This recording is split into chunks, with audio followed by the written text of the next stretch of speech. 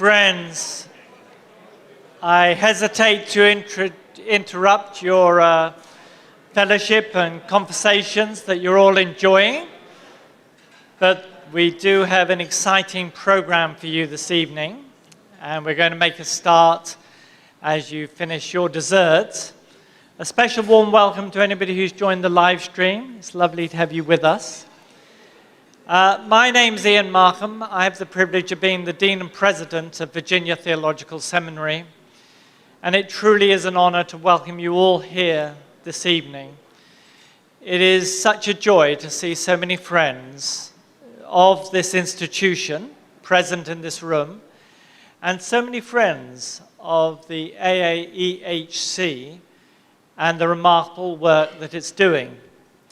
As you know, Virginia Theological Seminary is marking its historic bicentenary, and it's appropriate that we begin with the 20th anniversary of the AAEHC, because it is, of course, the mission of that organization to do everything that it can to ensure that this institution remembers in some detail and texture the history of this institution. And so therefore it's a deeply significant moment that we gather and share tonight. I'm going to invite the President of the Historical Society of the Episcopal Church to provide his welcome.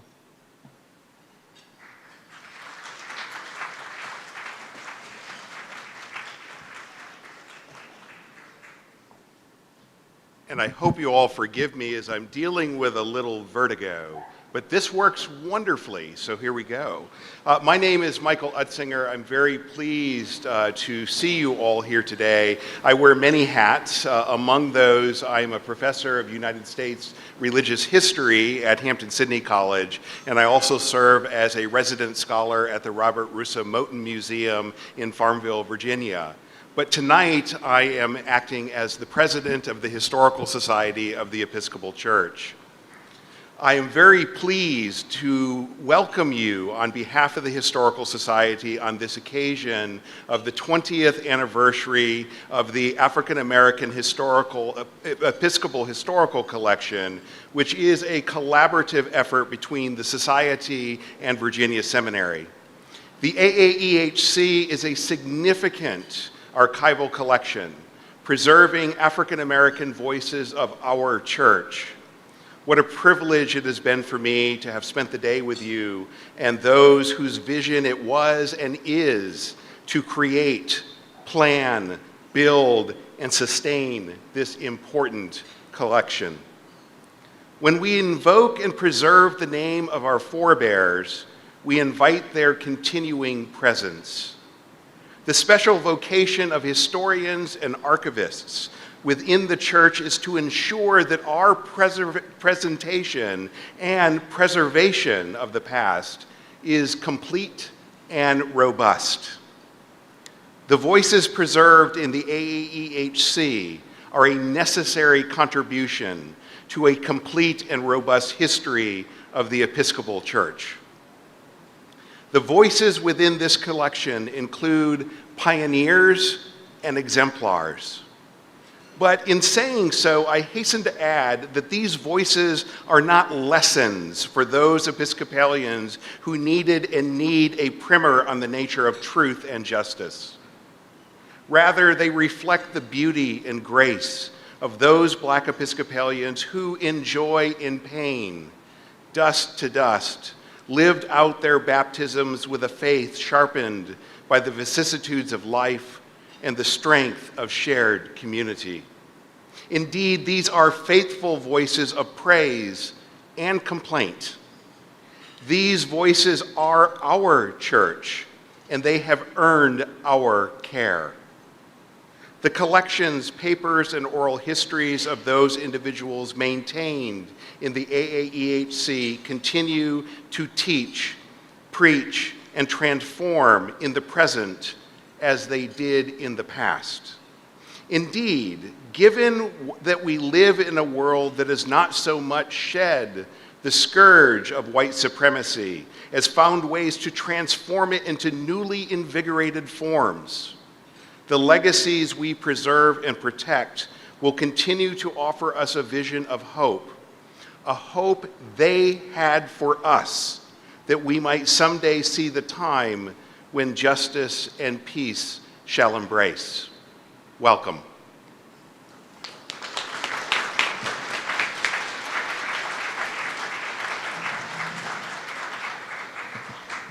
We have gathered for this important symposium.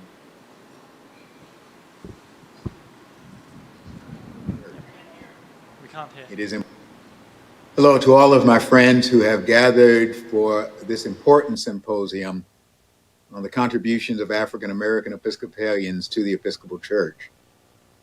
It is important that this is observed in the wider context of the 200th anniversary of the Virginia Theological Seminary.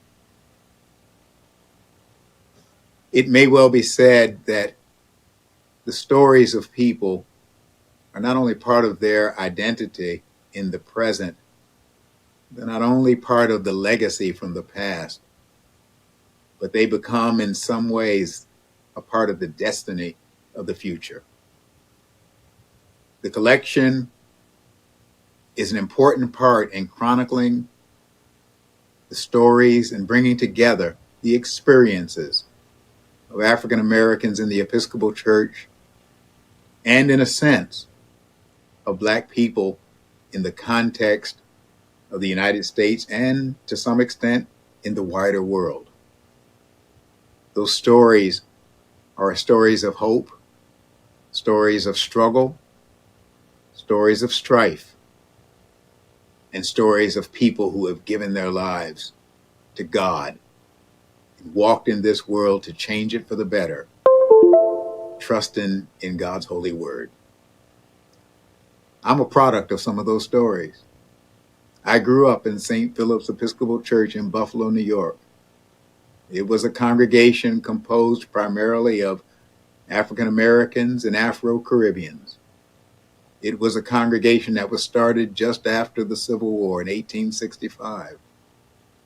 The presiding bishop of this church is the result of many of those stories. There are others in our church who either are benefactors of that or who are products of it or who are products of it yet to be born.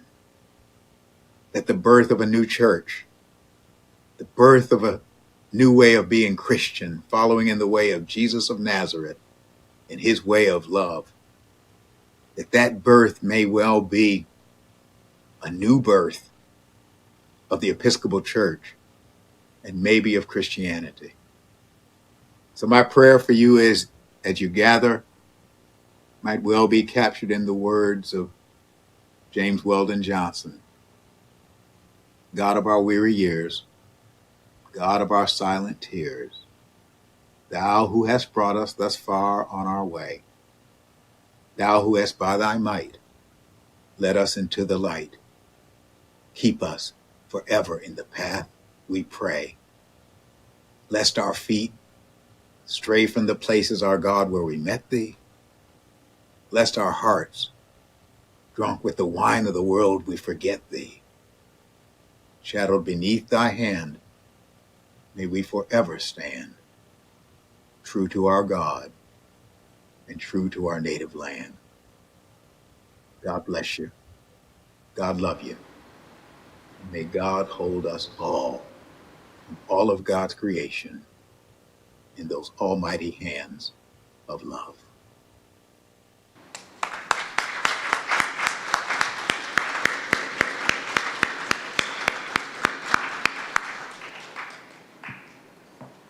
This is our opportunity to really commit tonight to establishing a financial foundation for the work that this African American Episcopal Historical Collection does for the church. You will be in a moment seeing a video that really makes the case why this is not optional to our mission and ministry, but right at the heart of our mission and ministry. And we'll all be invited to find ways of establishing and securing this work into the future. The reason why it matters is because remembrance matters. Remembrance is a fundamental biblical theme. It is something that's simply binary. You either remember or you forget. Jesus, for a reason, instructed his disciples to do this in remembrance of me. And in the Torah, the Jewish people are told to remember the commandments and place them on their foreheads and their forearms, because remembrance is fundamental. And if you don't remember, you do forget. And the act of forgetting is a sin. This place has done its fair share of trying to forget. And this organization is committed to the hard work of remembrance. And that's fundamental, it's biblical, it's gospel, it's an obligation. So when I told my wife that we were announcing tonight the preparations for a campaign for the endowment of the AAEHC, we went online and made our gift. I invite you to do the same.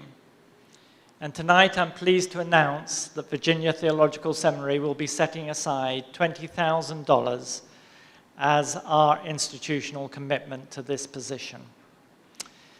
So, with that call to action, I invite my colleague.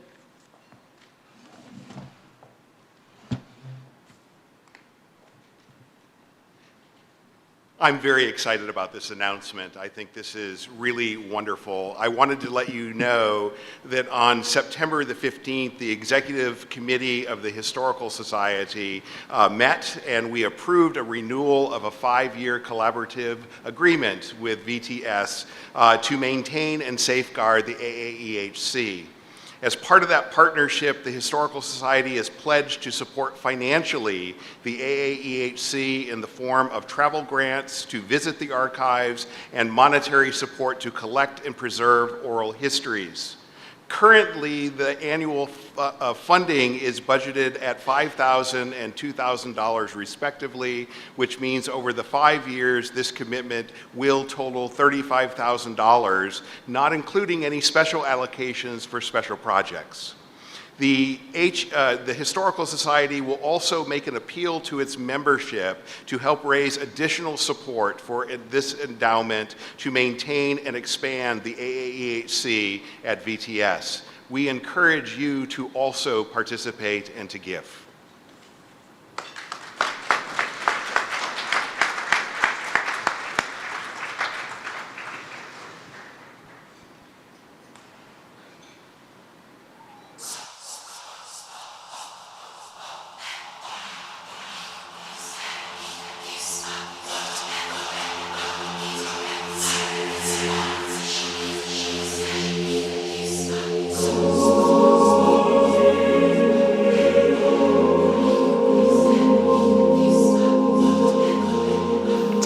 Well, it seems to me one of the most important lessons is to begin to understand how people of color have really been the conscience of the American Episcopal Church, which from its founding and even today is, close to 90% European American in terms of membership. African American Episcopalians have forced their fellow religionists to face the contradictions in terms of how they treat people who are different from them. So Episcopalians of color have empowered European American Episcopalians to do their moral duty in what I think is an increasingly positive pattern of interaction between people of all sorts of backgrounds, genders, sexual lifestyles in the Episcopal Church. The Episcopal Clerical Directory will give you the facts of a priest's life. It will tell you where he or she went to seminary, when he or she was ordained, by what bishop, what parishes they served, what committees they served on of the church, just the facts and figures. But if you want to know the richness of the story of the experience of that person, you need to collect their voices, their papers, their photographs, their correspondence, their letters, the materials that they have saved through the years of their ministry. And what an archive is intended to do is to preserve those stories for posterity by collecting those materials and making them available to researchers. It's not through the filter of someone who looks like me. It's the story of the people who were the faithful perseverers and everything they tried to do. And it documents the story from their perspective with their voice. So when this opportunity came to expand that mission, to document the contributions of African American Episcopalians, not just in Virginia and not just at the Bishop Payne Divinity School, but to think of that more broadly across the Episcopal Church, it seemed very much a natural, providentially given extension of our mission. And so we put in a proposal. We were fortunate enough to be chosen by the Historical Society to be their partner. And in 2002, 2003, we signed a contract of agreement and launched this joint project together, which now is celebrating its 20th anniversary. The Historical Society itself has really worked in its own mission to promote preservation, which of course, this is a cooperative effort between the Historical Society and Virginia Seminary. So when I was looking for seminaries to attend, I noticed that Virginia Theological Seminary had this joint project with the Historical Society of the Episcopal Church called the African American Episcopal Historical Collection. And I decided that this would be a great way for me to learn more about that story. And so it wasn't the only reason that I came to VTS, but it was among the reasons and one of the very significant reasons that I decided to attend VTS. And I'm so glad I did, because it really has changed my life. I wound up working for the collection, and I'm doing other things now at the seminary, along with having learned so much more about the story of Black Episcopalians. And I can't think of a better place to have learned that story than in the holdings of this fantastic treasure that we have here. And also being able to build up that treasure has been a great privilege of my ministry. So when I began to understand that what historians and people work with are primary source documents that are the letters, the writings, the sermons, the photographs that come from individual people, that really was a game changer for me. And so I thought, well, if I don't know this, other people don't know it either, I bet. And so when I went to conferences on behalf of the collection, having learned to make exhibits and extract things from what we had in the collection, and let's make an exhibit and let's show people some of the primary source documents or copies of them. I do think that when we recognize that the historical narratives that we want often come out of the voice of the faithful, then we realize how important it is to bring this all together into a place where we can know it will be safe. We go about our business. Sometimes we write our books or we write our sermons. We care for our people. We go to this and that and the other event, and it's our lives. And I think we're not necessarily thinking that in aggregate, this life has significance beyond your time and your family, and people might want to know about it. Then together, then you begin to know something about what have African Americans contributed to this Episcopal Church of ours. When I got to seminary and I would walk around the library, I happened upon this place called the AAEHC. I said, oh. And I spent some, because it's what motivates me. My history, our history, the history of Blacks in America, that doesn't get told, that isn't talked about. And when I would say to people, I'm going to be working on a project that chronicles the history of Black Episcopalians, and without fail, the usual response was, what, all three of you? And I said, well, no, there are 10 of us, and we punch above our weight, thank you. And we do. There are not many of us, but we do punch above our weight. Consider Colin Powell, Thurgood Marshall, Spotswood Robinson, Gayle Harris, Phoebe Roaf, Al Moss, Pauli Murray. These are giants in the world who lived lives with great impact. John Walker, lives of enormous impact and influence. And we are proud to say that they were Episcopalians. They were nurtured in spirit with the Episcopal liturgy. And it worked for them. And by God, it worked for our country and our people. We need the world to know about it. And I am privileged to raise up those stories and to have those stories fully accessible in perpetuity for anybody who needs them or anybody who should want them. That's why I think it's important.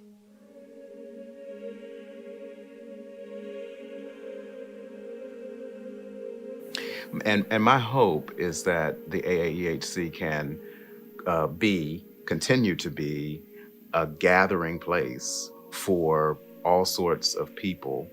It, contributes to individuals' growth and learning. And that's what we're about as an educational institution. Both Virginia Theological Seminary and the Historical Society of the Episcopal Church.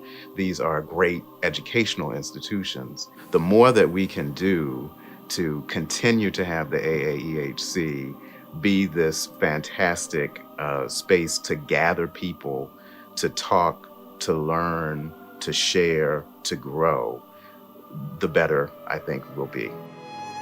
Well, the collection, this is an expensive endeavor, and it needs as much resource as can be available. And so I would ask them to think about gifts that really begin to build a major endowment for the collection per se, but it also has some very distinctive programs. So these are all opportunities for people to translate good wishes and warm feelings into concrete actions that empower this organization to do what it's been doing so well, better, more aggressively, and more widely.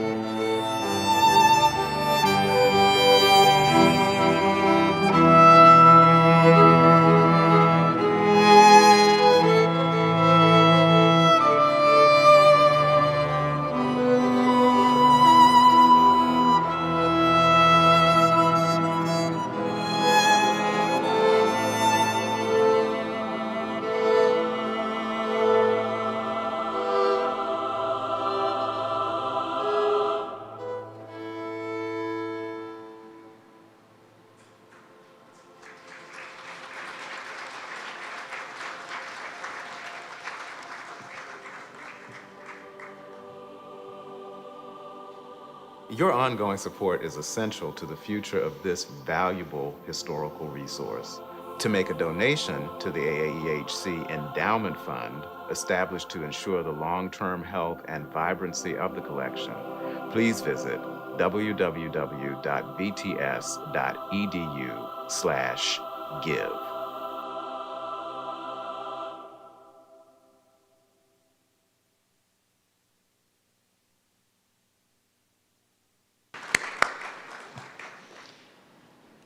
It's my great privilege now to invite Dr. Moss, one of the giants we've just heard about, to introduce speaker for tonight. Please give Dr. Moss a very warm welcome.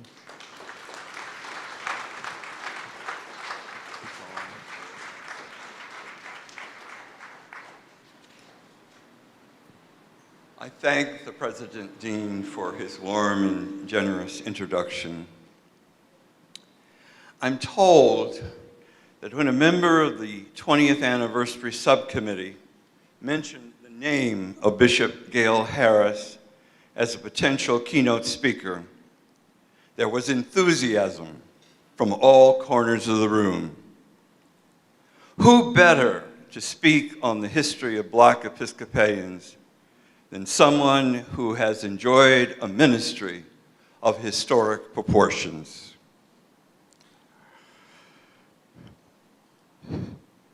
Dr. Bishop Harris was, for example, only the second Black woman to become a bishop in the Episcopal Church.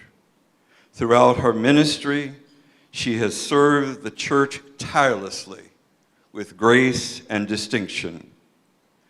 Bishop Harris joined the Diocese of Virginia as assistant bishop in 2023. She was previously bishop suffragan of the Diocese of Massachusetts. Born in Cleveland, Ohio, Bishop Harris obtained her Master of Divinity degree from the Church Divinity School of the Pacific in Berkeley, California. She was ordained to the priesthood in 1982 in the Diocese of New York, located, as most of you know, in New Jersey. And there she served as assistant to the vicar at Grace Church, Von Vorst, in Jersey City. She then moved to Washington, D.C., where she worked as diocesan urban resident at St. Philip the Evangelist Parish from 1982 to 1984. She was priest in charge of Holy Communion Church from 1984 to 1992, also serving at that time as nave clergyperson at Washington National Cathedral.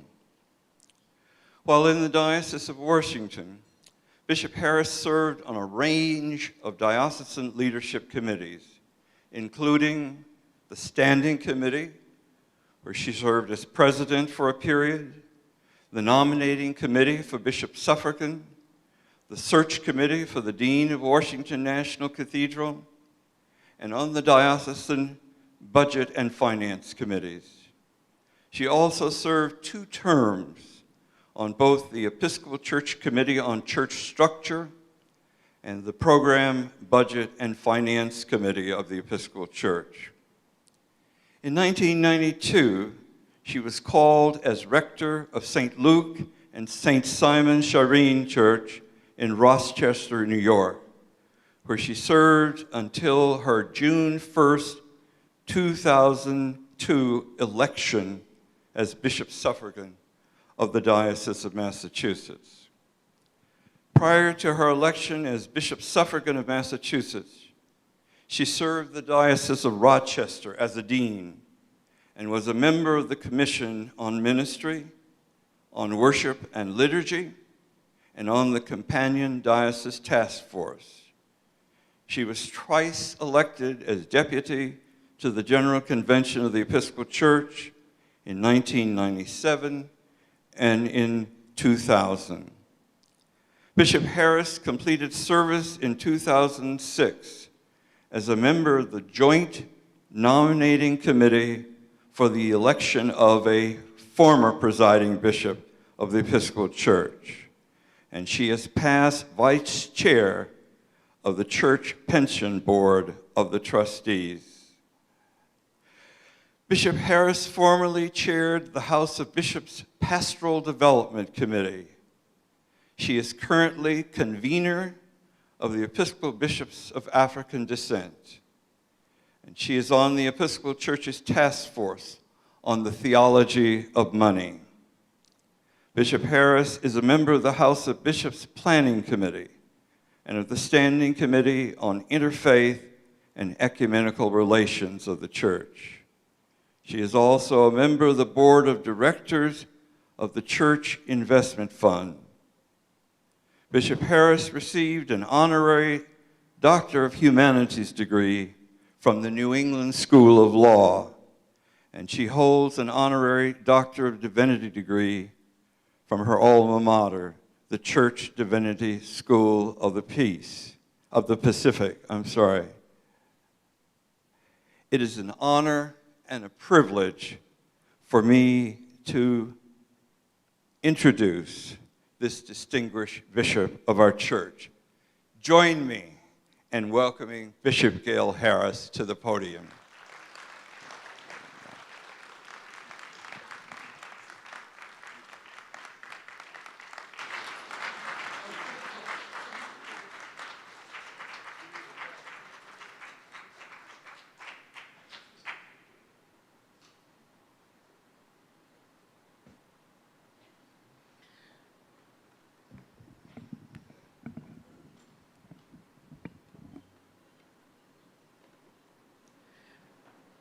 Thank you, Dr. Moss.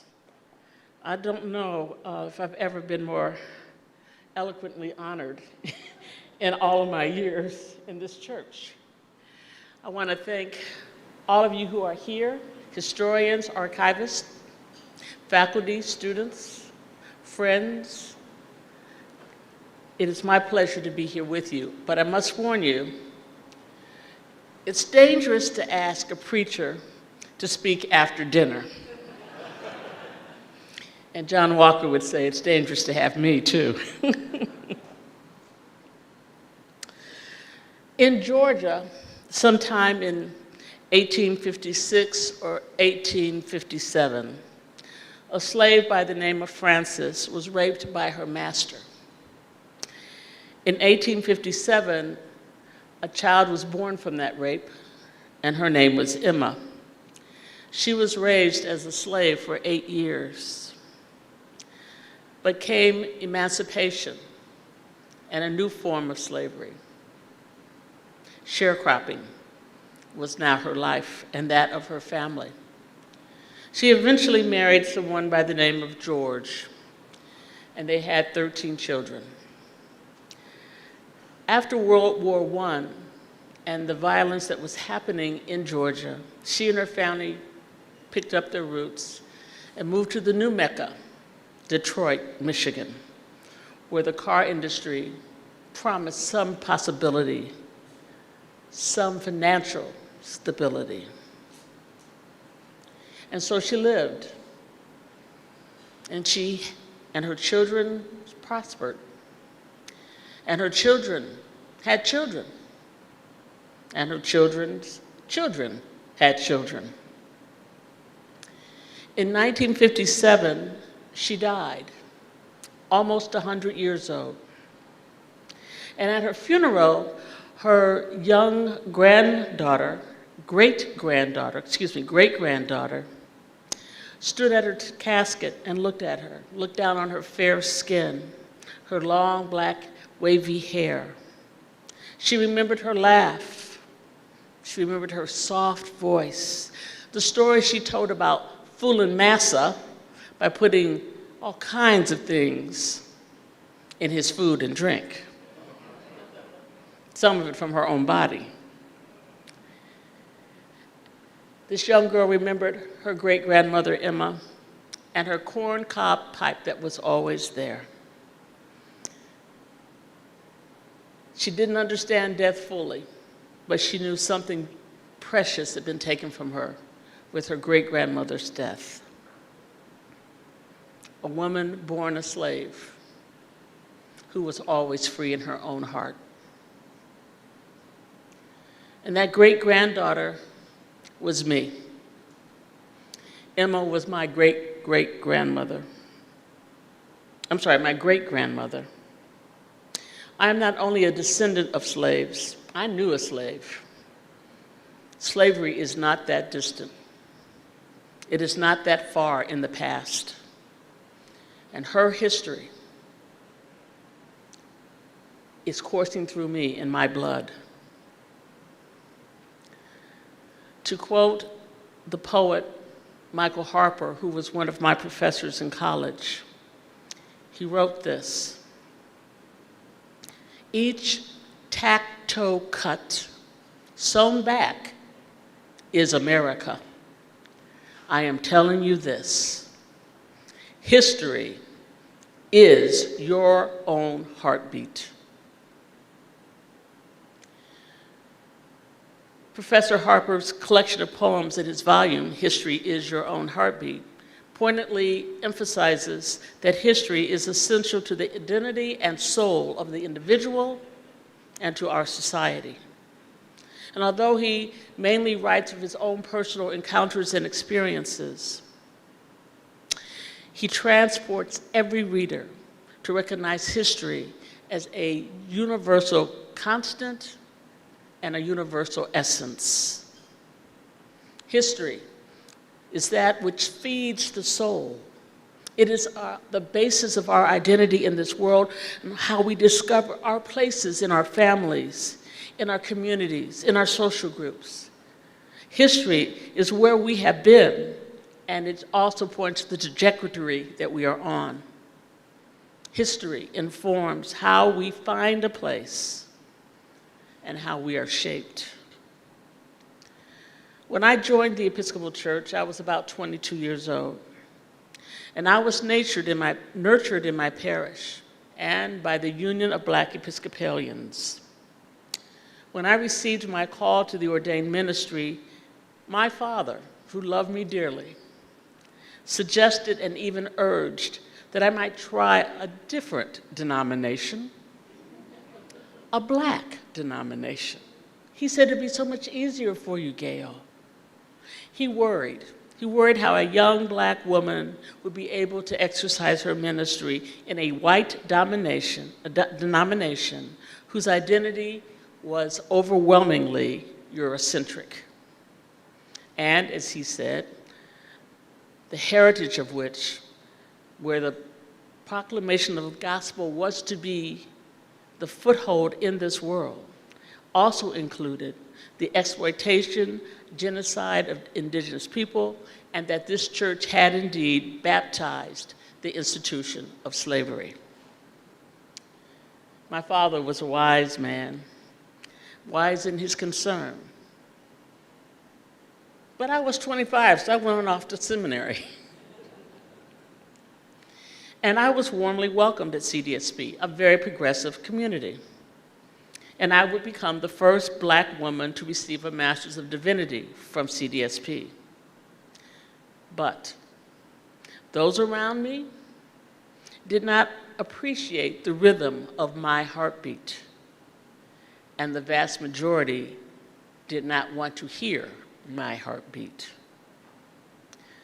More than once, when I was carrying books, walking down the corridors of CDSP in order to turn in a paper or to leave a note for a faculty member, more than once, a white trustee or a white visitor to the campus would look at me and remark, "Well, that's an easy job that you have, leaving notes for professors." They could not conceive that I was a student.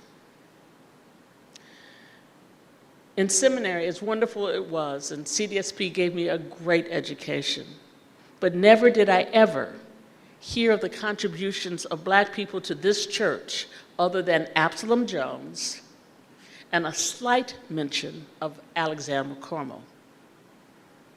The only other reference I ever heard about African Americans in the Episcopal Church was noted that after the Civil War, African Americans left the Episcopal Church in droves because of this church's inability to condemn slavery before and during the Civil War. And even there, at that progressive school, St.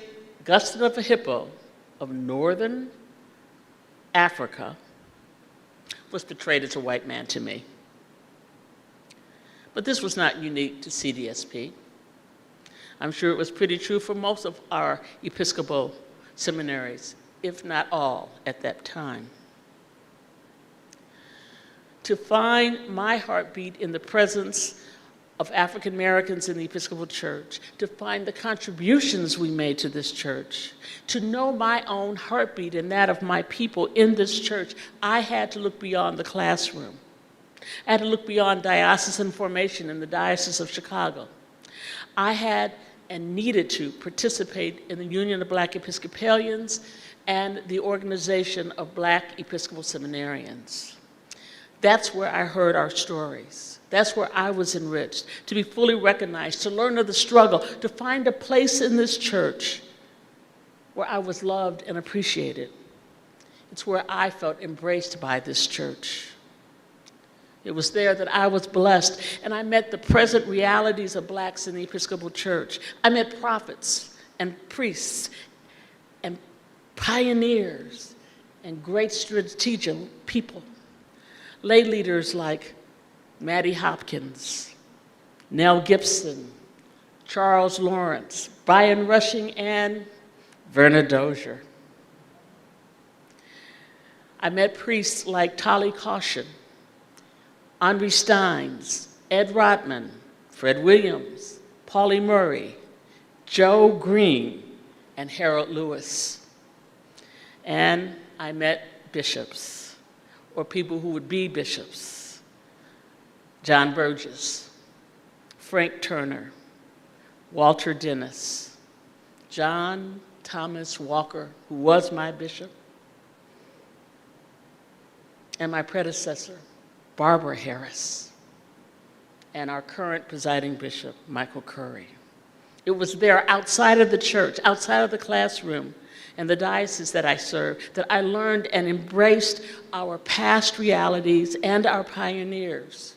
Alexander Crummell, Edward Thomas Denby, Henry Beard Delaney, James Theodore Holly, and so many others that many Episcopalians don't even know by name.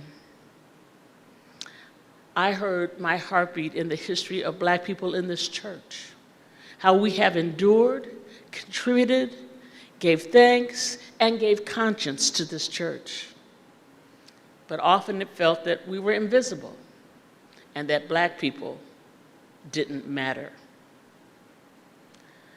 When finally the day came for me to be ordained a priest, I was blessed, for the cathedral in Newark was packed. It was full. They had not seen a Black person ordained to the priesthood since the Korean War.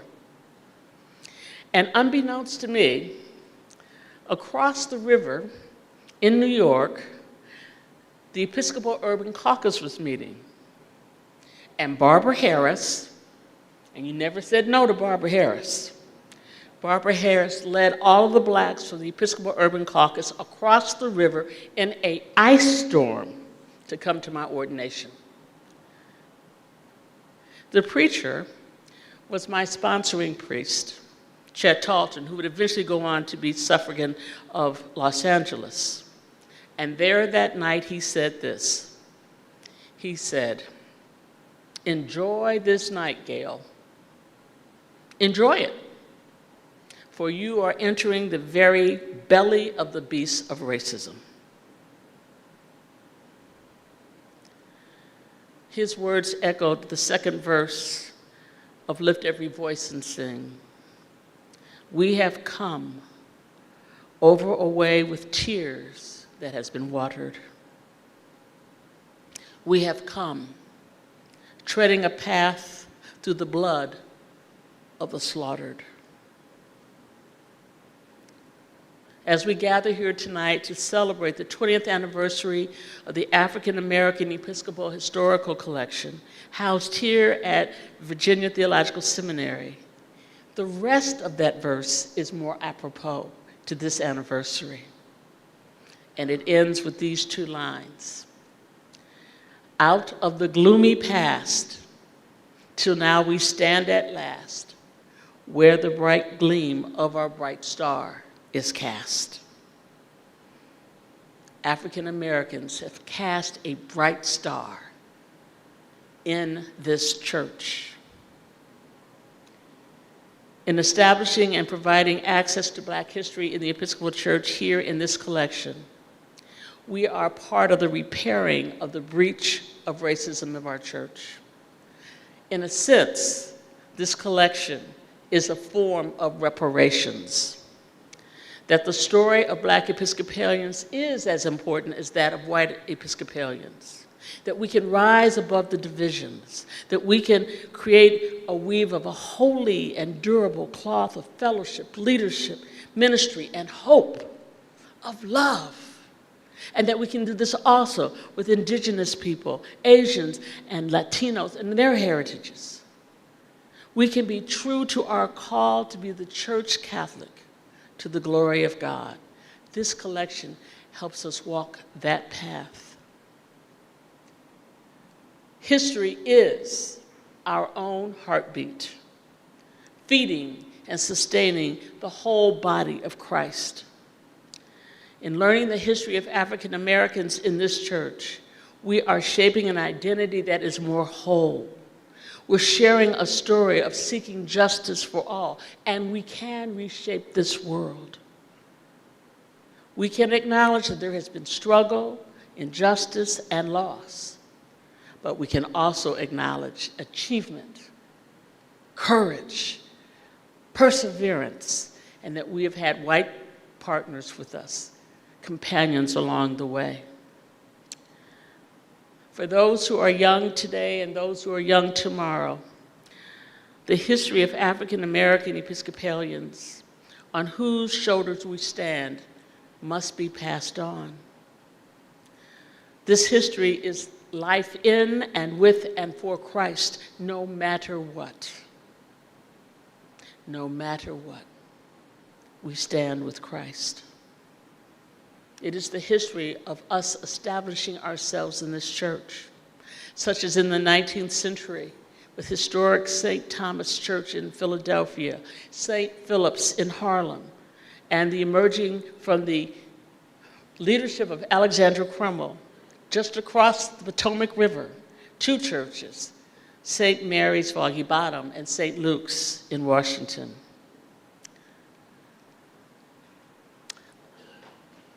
I was rector in Rochester, New York, as you heard. It is the home and burial sites of Susan B. Anthony and Frederick Douglass, both civil rights leaders. It is a city that is proud of its heritage. And yet, after World War I, as Blacks moved north, white Episcopalians did not welcome their newly arrived Black brothers and sisters. They did not want Black Episcopalians in their pews. So the Black Episcopalians that had immigrated to Rochester organized themselves to form the St. Simon of Cyrene Episcopal Church. But they were forced to worship on Sunday afternoons after the whites had left St. Luke's Episcopal Church, a cardinal parish, an endowed parish, a parish of stature. And after each Sunday when Blacks had worshiped at St. Luke's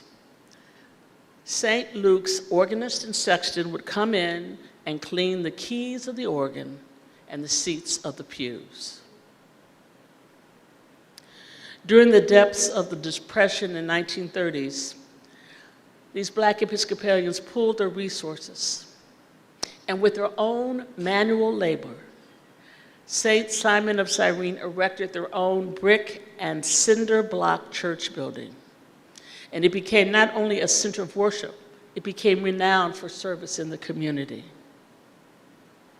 And decades later, in the 1990s, a declining and aging St. Luke's came to merge with the vital and engaged St. Simon of Cyrene.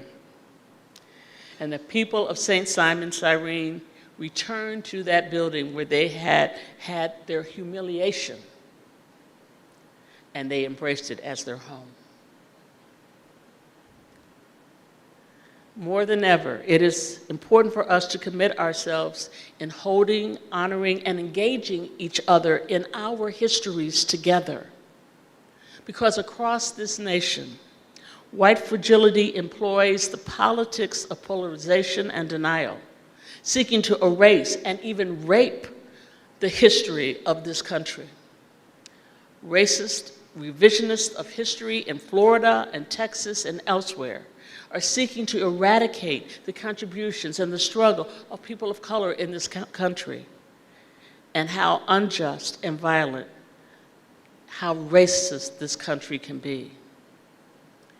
If we as a church and as a nation do not own up to our whole history, the whole truth of who we have been and who we are, we can never become a whole people, now or in the future. If we are not strong enough to acknowledge our whole history, both the good and the evil done, the justice and the injustice, then we are weakened and doomed. And our children are doomed to having less than a full embrace of the richness of life and recognizing God's gift of diversity. To embrace our whole history is to embrace justice, which can take off the blindfold of racism. And together we can discover in and through adversity, we can find vitality with each other, a myriad of positive and creative opportunities that will liberate us all. As James Baldwin said, there is never a time in history of the future in which we will work out our salvation. The challenge is in the moment. The time is always now. 20 years this collection has been here, honoring the history of African Americans in this church. It is a holy and restorative effort. Here at VTS, that it's here is commendable. An institution seeking to come to grips with its own racial heritage, and whose historic legacy includes enrolling John Thomas Walker, the first African American to receive a degree from an Episcopal seminary outside of those set aside for blacks. History is our own heartbeat. And in this collection is the opportunity and the process to embrace all of history of this church, to reduce, if I may say, the cholesterol of sin in our racism,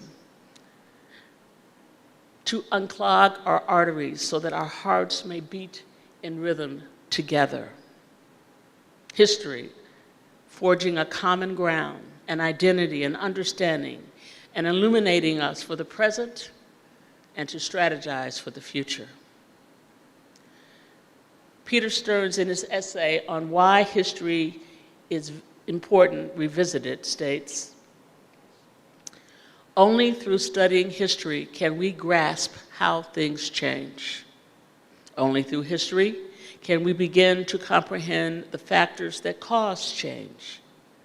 And only through history can we understand what elements of an institution or society persist despite change. Between the inescapable minimum and the pleasure of deep commitment comes the history that through cumulative skill in interpreting the unfolding human record, we are provided with a real grasp on how the world works."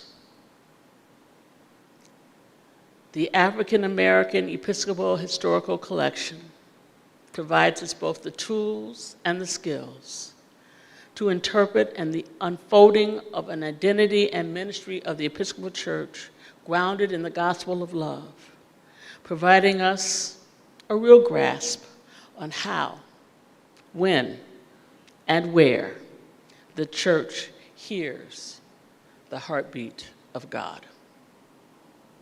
Thank you.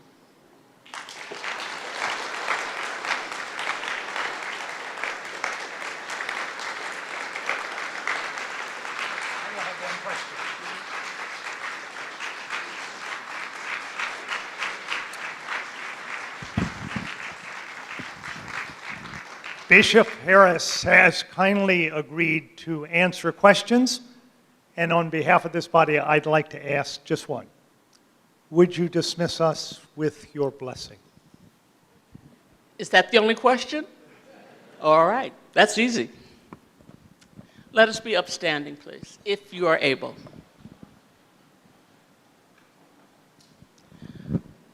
Go forth to be makers of peace, not just those who pray for it.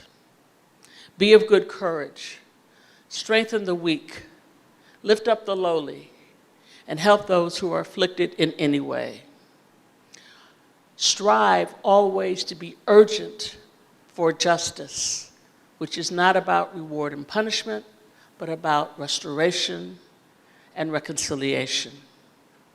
Hold fast to the truth, the whole truth, that comes without spin or agenda and may make you uncomfortable. Never return evil for the evil done to you, but rather rejoice, for God's Holy Spirit is at work in you to do God's holy will. And the blessing of God, the eternal majesty, the incarnate word, and the ever-abiding Spirit be with you and remain with you this day and forevermore. Amen.